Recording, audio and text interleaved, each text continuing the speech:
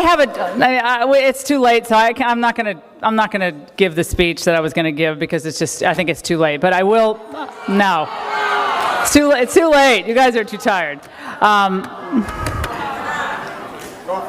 Well, let me just say this. This weekend was called the Dark Ages weekend when I started it because I became a conservative in the tradition of the Dartmouth Review and at Dartmouth College, which was sort of the first bastion against what we didn't call political correctness, we just called it college life in New Hampshire. And Dark Ages was kind of a statement, right? We were not the Renaissance weekend, we were something different. We were kind of a bunch of rebels.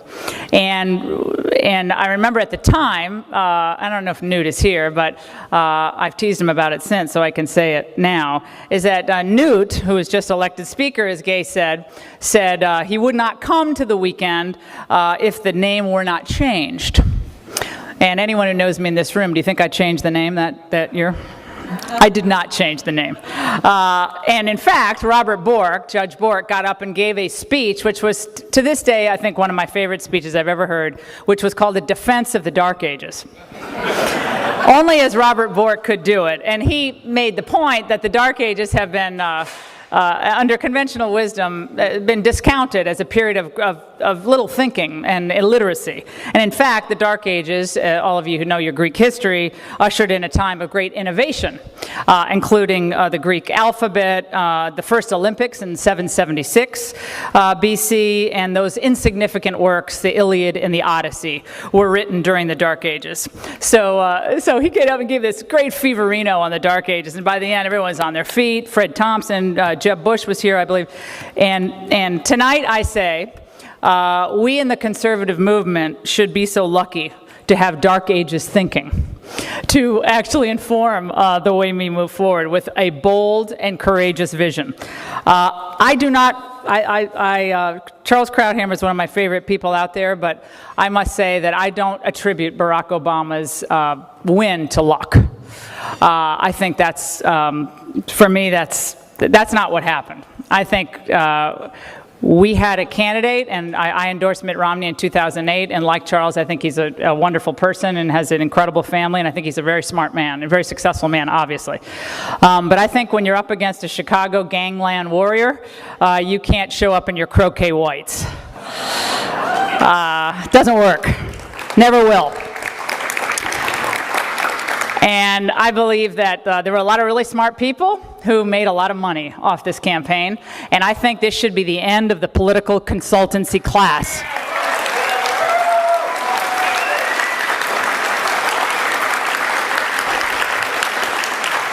We spent $900 million to lose this election. We spent $900 million to lose Senate seats that were eminently winnable. We spent $900 million to lose an election that will impact my children's life adversely, and I believe all of ours in this room adversely. Not just money, but in something a lot deeper, our heritage. And I will say tonight that if we walk out of this room thinking that it was a storm, or it was Chris Christie, or it was one bad debate or two bad debates, I think we will have disappointed ourselves, really. I think this was another example of people who think that they can run and win elections as generic candidates.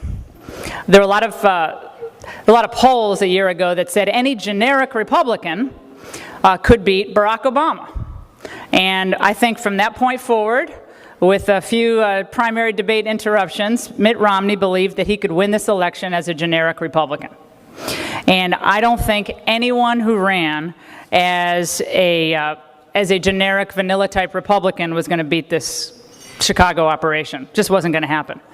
And I will say tonight that and I might make some people angry in this room, but it never stopped me before. But if we're going to be honest about where we are in this country, then we better come to terms with what happened between 2005 and 2008. In 2008, in 2006, we lost several Senate seats. We lost the House of Representatives. By 2008, we had lost the House, the Senate, and turned over the presidency to the most left-wing person to ever take 1600 Pennsylvania Avenue. When George W. Bush, whom I supported and who I campaigned for, when he left the White House, he had a 29 percentage point approval rating. I don't think we can write that off as some fluke of history. I think we, as conservatives, better understand that we have a foreign policy problem and we have an economic problem. For some reason, we conservatives, we should never lose the foreign policy argument, and we lost it this time. We didn't argue it, and we lost it. We cannot let that happen again. I am someone who, I'm pretty sure I did the first national radio broadcast out of Iraq. I'm a big supporter of the war in Iraq, big supporter of the war on terror, but I think we better come to terms with what we did right and what we did wrong. And until we do that, I think we're going to continue to be chased by the ghost of George W. Bush. And again, I know there's a lot of people in this room who probably gave him a lot of money, and you're thinking, Laura, you're piling on Bush like Barack Obama is. I am not. I am telling you that the conservative movement better decide what it is, not what it was, what it is today, and where it's connecting with the American people. I'm not going to spend the few minutes I want to share with you to berate Barack Obama. I wrote a book about him called The Obama Diaries. I saw this razzle-dazzle act coming for years. I knew how he'd win this election. I knew how he'd run it. And you didn't need to spend $900 million to figure it out. I think until we understand that we have an enormous credibility problem on spending, and an enormous credibility problem on how we deploy our military, and when we use our military, when we don't, what we want to achieve with our military, who our real allies are, who we should support, then I think we're going to continue to have a real disconnect with the people who are naturally conservative and want to be with us. And I believe part of this problem is what David Horowitz has been trying to get at for so many years. We put all our faith in politicians and largely forgot academic institutions and the culture.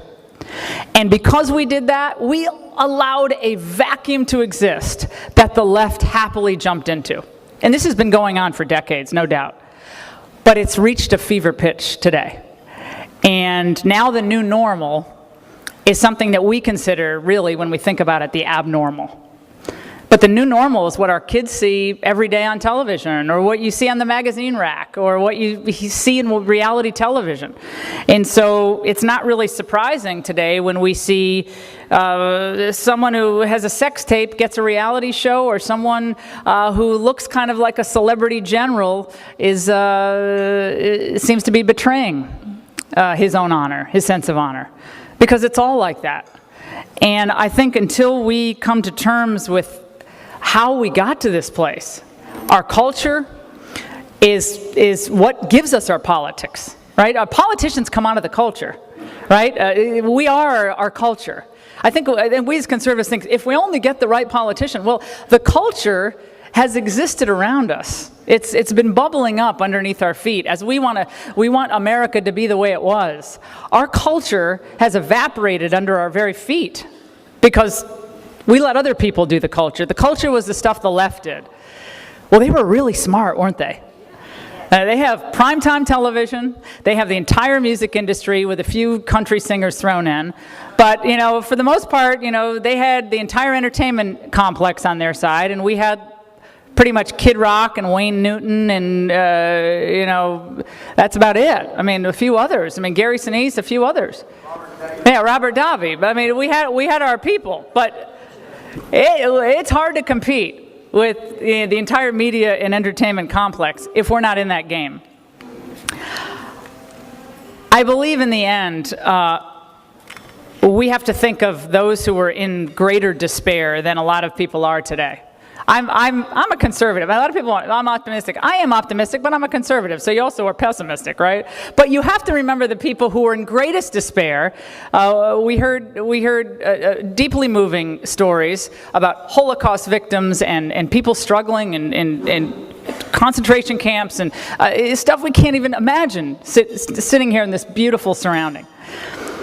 But we don't have to go back that far to think about people who believed it was over politically and culturally. And a lot of you, I'm sure, like with me, are fans of Malcolm Muggeridge. And I went back this afternoon as my children were thankfully ensconced in the entertainment center downstairs, and I read a speech that Malcolm had given in 1979. This was before Reagan was elected, before Thatcher, and before John Paul II. And he wrote that nothing can happen to us in circumstances that is not part of God's purpose. Therefore, we have nothing to fear. It's kind of odd to think about that. We have nothing to fear. We have nothing to really worry about. On that basis of truth, he said, there can be no black despair, no throwing in of our hand. We can watch the institutions of our social structures of our time. We can watch them collapse, and we will. And we can reckon with that seems like an irresistibly growing power of materialism in materialist societies. But it will not be the end of this story. And then he quoted St. Augustine. And he said he found it amusing that St. Augustine said this as he received the news in Carthage that Rome had been sacked. Well, St. Augustine said, if that happened, it's a great catastrophe. But we must never forget that earthly cities that men build will also be destroyed. Because it is the city of God that men did not build that will endure. And he devoted, at that point, the next 17 years, St. Augustine, to working out the relationship between the earthly city, cities that we live in, and cities that he lived in, of course, and the city of God. The earthly city we're here in for a very short period of time. We're all going to be gone. Hard to believe, but we're all going to be gone in a short period of time, blink of an eye. And the city of God, we'll all be citizens there forever, eternally. With that sense of certainty, when we think about it tonight, should come a great sense of joy and a great sense of comfort. Everything else is fantasy. Well, whether the fantasy of power that we see in authoritarian regimes that seek to crush the individual, or the fantasy, as he wrote so famously, of the great liberal death wish in terms of affluence and self-indulgence. That is going to be our, liberals think that's our greatest moment, is when we can do whatever we want with disregard to anyone else out there, as long as it feels good. Because our necessity of life, the thing that we really live and breathe, we have to, otherwise none of this makes much sense, is knowing God.